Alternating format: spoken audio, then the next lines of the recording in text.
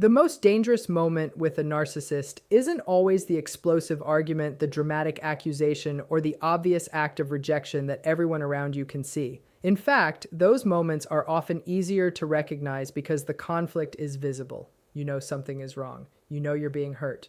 The truly unsettling moment often arrives much more quietly than that. It arrives when they suddenly become emotionally absent, when the constant communication stops, when their reactions become flat, and when it feels as though you were never an important part of their life in the first place. That sudden emotional silence can be deeply confusing because it contradicts everything that came before. A person who once seemed intensely invested may now act as though your shared experiences carry no emotional weight at all. Conversations become brief or disappear entirely. Your attempts to understand what changed are met with indifference, vague responses, or no response whatsoever. For many people, this silence feels more painful than open hostility because it creates uncertainty. The mind naturally searches for explanations, replaying every conversation and every memory in an attempt to identify the exact moment everything shifted. One important thing to understand is that not every person who withdraws or becomes distant is a narcissist. People disengage from relationships for many different reasons, including stress, emotional overwhelm, depression, incompatibility, or a simple decision to move on. Those situations should not automatically be interpreted as narcissism. However, when someone consistently shows a broader pattern of narcissistic behaviors, such as chronic lack of empathy, manipulation, entitlement, exploitation of others, and an ongoing need for admiration, their silence can become part of a larger pattern of maintaining control rather than resolving conflict. For individuals with strong narcissistic traits, relationships often revolve around maintaining a particular self-image. Validation, admiration, attention, and a sense of control become central psychological needs. As long as another person continues providing emotional attention, reassurance, or admiration, the relationship may appear stable on the surface. But when that dynamic changes, whether because the other person establishes boundaries, stops chasing, questions unhealthy behavior, or simply no longer provides constant validation, the relationship can begin to shift dramatically. Sometimes this shift appears as emotional withdrawal. Rather than openly discussing their feelings or working through conflict together, the narcissistic individual may begin acting as though the relationship never truly mattered. They avoid meaningful conversations, minimize shared experiences, or behave with striking emotional detachment. This reaction can leave the other person feeling erased, as though months or years of emotional investment suddenly became meaningless. The painful reality is that this silence often has less to do with your worth than with the narcissistic person's difficulty tolerating vulnerability. A healthy relationship requires accountability, empathy, compromise, and emotional reciprocity. Those qualities become increasingly difficult for someone whose identity depends on protecting a fragile sense of self from shame or criticism. Instead of processing uncomfortable emotions, they may psychologically distance themselves from the relationship altogether. This emotional distancing can feel almost surreal. One day you are sharing intimate conversations, making plans, and imagining a future together. The next day they behave as though none of it carried lasting significance. That sudden shift leaves many people questioning their own memories. They wonder whether the affection was ever genuine or whether they somehow imagine the closeness they experienced. In many cases, the answer is more complicated than either extreme. People with narcissistic traits can experience real emotions. They may genuinely enjoy companionship, excitement, admiration, or affection. However, their emotional world often becomes dominated by protecting themselves from feelings of shame, inadequacy, rejection, or loss of control. As a result, when relationships become emotionally challenging, self-protection can override empathy. This explains why silence can become such a powerful psychological experience. Silence creates unanswered questions. It leaves room for self-blame. It encourages the other person to work harder, seek explanations, apologize repeatedly, or attempt reconciliation. Whether intentional or not, that uncertainty can maintain an unhealthy emotional dynamic in which one person continues investing while the other remains emotionally unavailable. Yet there comes a point when the silence communicates something important, regardless of the motivation behind it. Whether it reflects manipulation, avoidance, emotional immaturity, or a genuine decision to leave the relationship, It still provides information. It tells you that the relationship as it currently exists lacks the mutual communication necessary for emotional security. This is often the hardest lesson to accept because people naturally want closure. They want one final conversation that explains everything. They hope for an apology that makes sense of the pain or a confession that confirms their love was real. Sometimes that conversation never comes. Sometimes the silence itself becomes the answer. Ironically, the moment that feels like complete abandonment can also become the beginning of emotional freedom. When someone consistently refuses honest communication, your healing can no longer depend on waiting for them to change. Instead, your attention slowly returns to the one relationship you can actually influence, the relationship with yourself.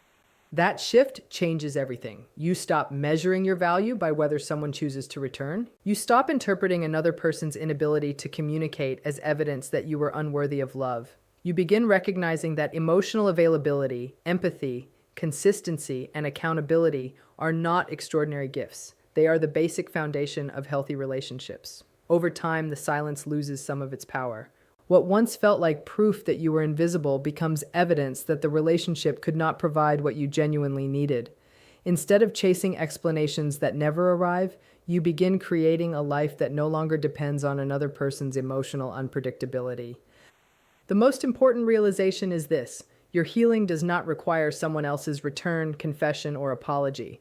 It requires recognizing that love should never leave you constantly questioning your reality, your value, or your place in another person's life. Real connection is built through mutual effort, honest communication, and emotional responsibility, not through cycles of uncertainty and silence. And perhaps that is the deepest truth of all. The greatest loss is not when someone chooses to walk away. The greatest loss happens when, in trying to keep them, you slowly lose your own sense of peace, confidence, and identity. The moment you begin rebuilding those things within yourself is the moment their silence stops defining your future. From that point forward, your life is no longer organized around waiting for someone else to speak. It is organized around finally listening to yourself. Not to explain themselves, not to apologize, not even to hurt you one more time. And most people don't even realize what's happened until it's already long over. If any of this feels familiar, if you've sat with that eerie silence and wondered why it cut deeper than all the chaos ever did, take a moment, breathe, and stay with this. Because understanding what this silence actually means is often the exact turning point where real healing finally starts to take root. When they're truly done, the relationship ends. But for you, it's the illusion that shatters. And that shattering isn't weakness. That's you finally waking up. When a narcissist is genuinely finished with you, there's no explosion, no dramatic walkout, no final blow-up argument that hands you some kind of closure. That loud, messy discard everyone expects is actually a sign that things aren't fully over yet. Rage, insults, blocking you, running smear campaigns, sudden disappearing acts, these are all emotional behaviors. And emotional behavior means there's still attachment underneath it somewhere.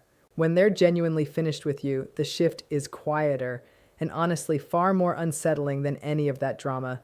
It feels like someone switched the lights off in a room you were still standing in. One moment you were the center of their attention, and the next you're treated like you were never significant to them at all. This quiet exit happens because the narcissist no longer sees any emotional return on their investment in you. You've stopped triggering the reactions they used to feed off of.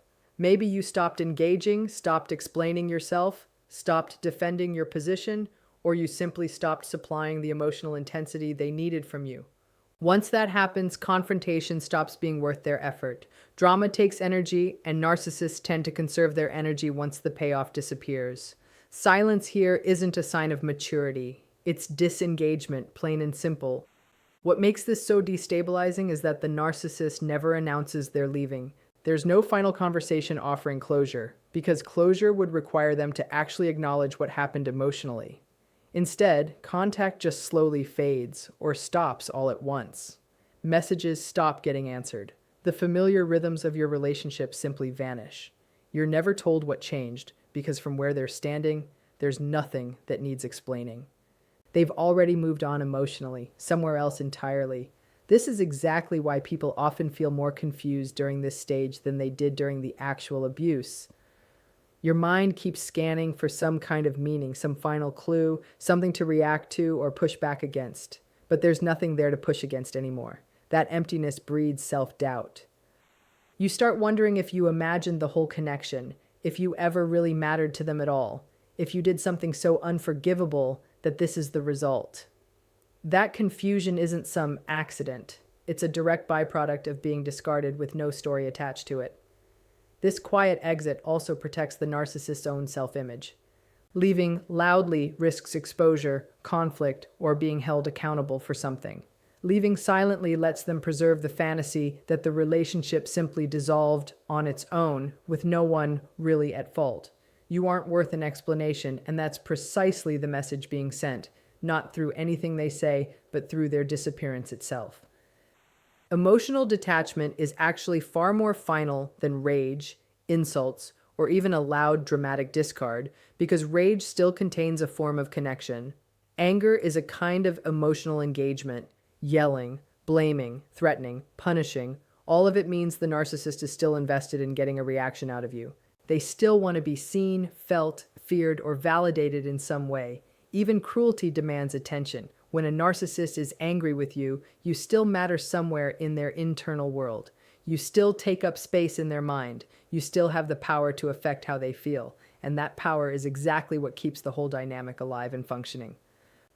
Detachment works completely differently. Detachment means you no longer register as emotionally relevant to them at all. Your pain doesn't activate anything in them. Your silence doesn't provoke them. Your presence doesn't energize them one way or the other. This isn't growth or healing on their part, whatever it might look like from the outside. It's psychological withdrawal. They've shut the emotional channel down entirely because it no longer serves any purpose for them. Where rage says you hurt me or you're challenging my control, detachment says something much colder.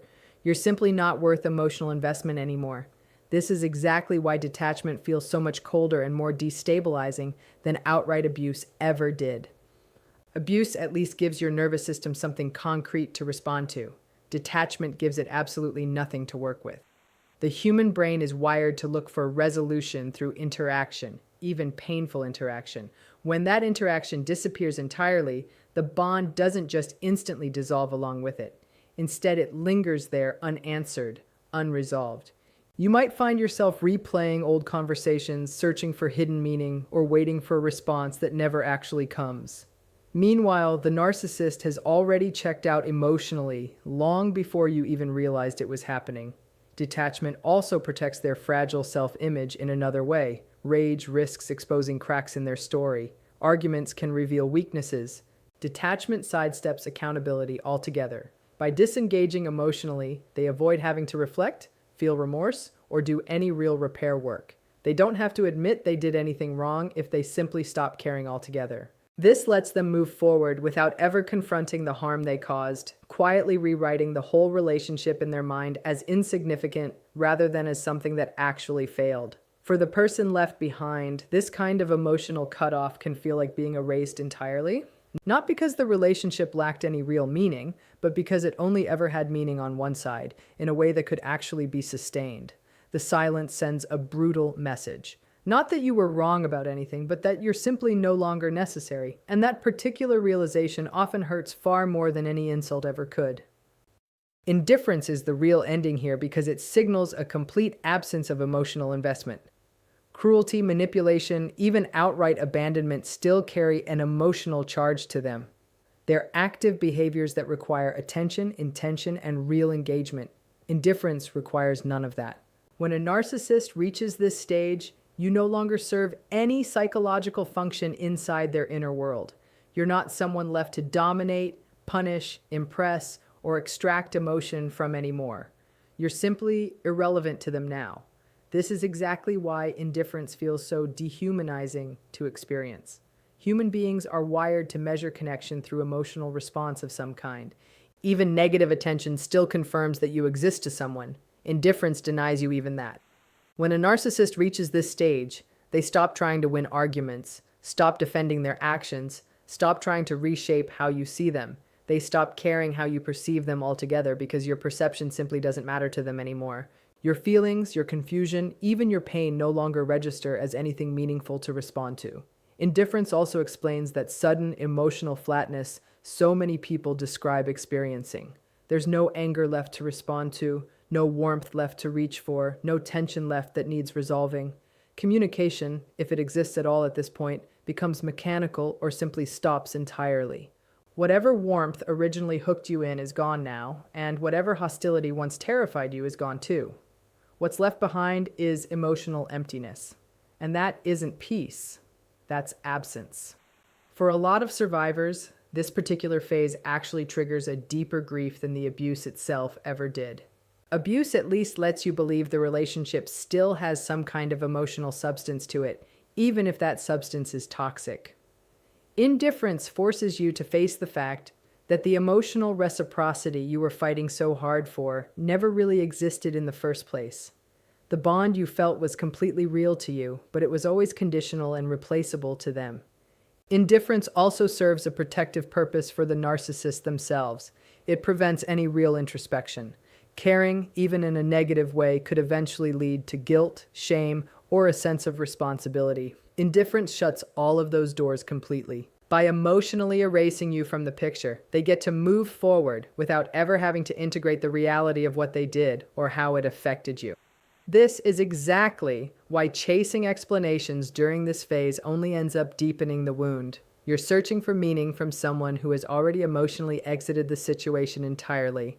The lack of a response is the response. Indifference isn't a phase you work through together. It's the actual psychological endpoint.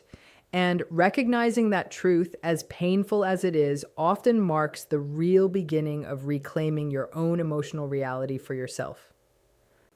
Narcissists don't stop engaging because they suddenly gained some insight or emotional maturity along the way.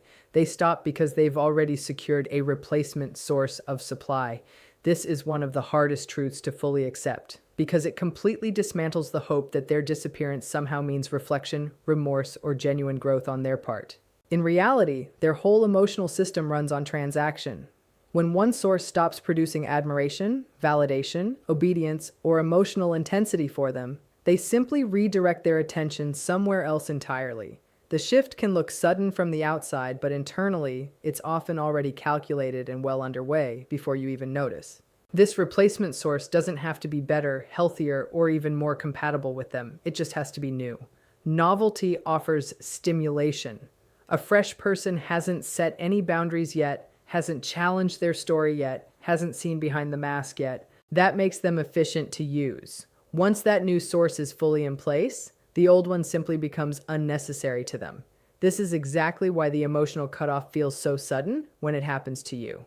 You're not being left because you failed at something. You're being left because you're no longer exploitable to them. In the same way, this idea of replacement explains that chilling calm that follows the ending. There's no longing on their end, no real processing, no grief happening for them at all. Their emotional energy has already been reassigned elsewhere. While you're still metabolizing the loss, replaying old moments, searching desperately for meaning in it all, they're already mirroring someone brand new, telling a revised version of their own story, positioning themselves as completely unchanged and unaffected by any of it. The speed of that transition can feel like betrayal stacked right on top of abandonment. What makes all of this especially destabilizing is that narcissists rarely announce this kind of shift out loud. There's no honest admission that they're moving on. Instead, you sense it through emotional absence, delayed responses, or a sudden lack of interest from them. If you confront them about it, they might deny it or downplay it entirely, because being transparent would expose the actual mechanics of their behavior. Admitting there's a replacement supply would force them to confront their own pattern, and patterns like that threaten their entire self-image. This is also exactly why trying to compete for their attention or prove your worth at this stage does so much damage to you. You're not actually in a relational dynamic with them anymore at this point. You're inside a supply economy that you never agreed to be part of in the first place. Their departure isn't some verdict on your value or how replaceable you are as a human being. It's simply evidence of how they regulate themselves emotionally, nothing more. Once the function you were serving gets outsourced to someone else, the attachment dissolves without any ceremony at all, leaving you to process an ending they had already abandoned internally, long before you even noticed anything was wrong. Closure is never given when a narcissist is truly done with someone, because closure requires them to recognize the impact they had, and that recognition threatens their whole self-concept.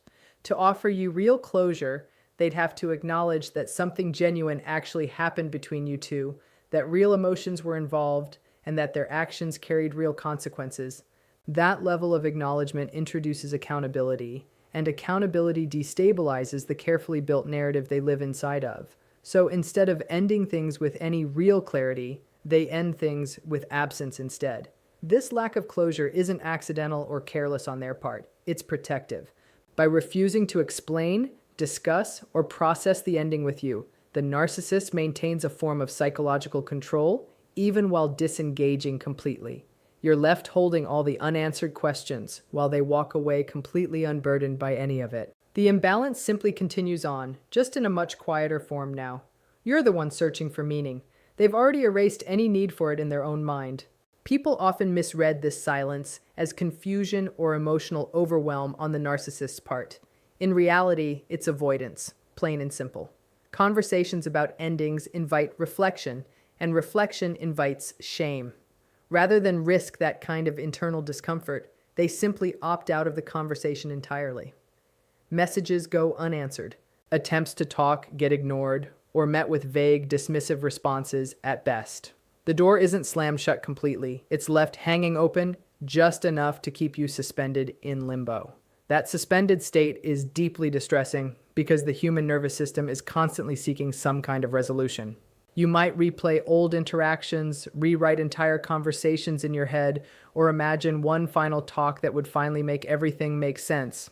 But closure from a narcissist is basically a contradiction in terms. They're invested in protecting themselves, not in helping you heal from any of this. Any explanation they might eventually offer would likely be self-serving, distorted, or incomplete, and often ends up creating more confusion than it resolves. The absence of closure also lets them quietly rewrite the whole story on their own terms. Without a final conversation, there's no shared version of the ending, only their private version and all of your lingering questions.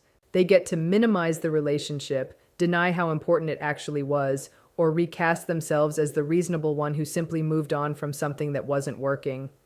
You're left without any real narrative to anchor yourself to, which can make the loss feel almost unreal, even invalidating at times. Understanding that closure will never come from them is a painful but genuinely necessary shift to make. The silence isn't some puzzle waiting to be solved. It is the conclusion itself. The clarity you're looking for simply can't be pulled out of someone who refuses to emotionally acknowledge what happened between you. Once you stop waiting around for answers from them, you can finally begin the slow process of building your own meaning instead, grounded not in their absence, but in your own reality. Your confusion isn't a personal failure, and it isn't a sign that you're weak. It's evidence of the psychological whiplash created by a sudden emotional disappearance. When a narcissist is truly done, the ending doesn't follow any of the normal rules relationships usually follow. There's no gradual distancing, no honest conversation, no mutual understanding reached between you. Instead, the emotional connection just collapses without explanation, leaving your mind struggling to reconcile two completely incompatible realities: the intensity that once existed between you and the emptiness that followed right after it. This confusion arises because the whole bond was built on inconsistency in the first place. Periods of attention, intimacy, or validation were always followed by withdrawal, criticism, or sudden distance. Your nervous system adapted to that unpredictability by staying constantly alert, searching for patterns, trying to anticipate their next shift before it happened. When the narcissist finally disengages completely, that internal system doesn't just switch off on its own. It keeps scanning for cues that simply aren't coming anymore. The silence ends up feeling louder than any argument ever did. A lot of people mistake this lingering confusion for ongoing attachment, or assume it means they failed to move on properly. In truth, it's simply the residue of emotional conditioning. You were trained over time to respond, to repair things, to self-correct in order to restore the connection whenever it broke. When there's suddenly nothing left to respond to anymore, your brain fills in the gaps with self-doubt instead. You might wonder if you misread the entire situation, if you imagined how close you actually were, or if you were somehow responsible for such an abrupt ending. That questioning isn't insight, it's disorientation. The narcissist, meanwhile, isn't confused at all. Their sense of clarity comes from emotional disengagement, not from genuine understanding. They didn't process the ending the way you did, they simply exited it. That asymmetry between you two is exactly what creates the imbalance. One person is left trying to make sense of a story that ended without a final chapter, while the other person has already replaced the entire book. This is why your confusion often peaks after contact stops completely, not before it happens. The absence of stimulation removes the familiar chaos that used to keep your focus pointed outward, toward them. Without that chaos, your mind turns inward instead, searching for some kind of coherence. But coherence can't be found inside a dynamic that was never actually built on real emotional reciprocity to begin with. Recognizing that your confusion is simply a predictable response to an unnatural kind of ending is genuinely crucial. It shifts the question from what's wrong with me to what happened to me instead. That reframing is often the very first step toward regaining your psychological footing, because it places the confusion exactly where it actually belongs, as a consequence of emotional abandonment, not as some reflection of your worth or your perception of things. The silence that follows all of this isn't calm, isn't mutual space, and isn't emotional peace either. It's deliberate. When a narcissist goes silent after they're truly done with you, that silence is serving a specific function. It lets them disengage without any confrontation, avoid accountability entirely, and maintain a sense of control without ever having to actively exert it. Silence becomes a strategy for them, not a reflection of any real inner stability on their part. And this strategic silence works so effectively precisely because it shifts the entire emotional burden of the ending onto you instead of them.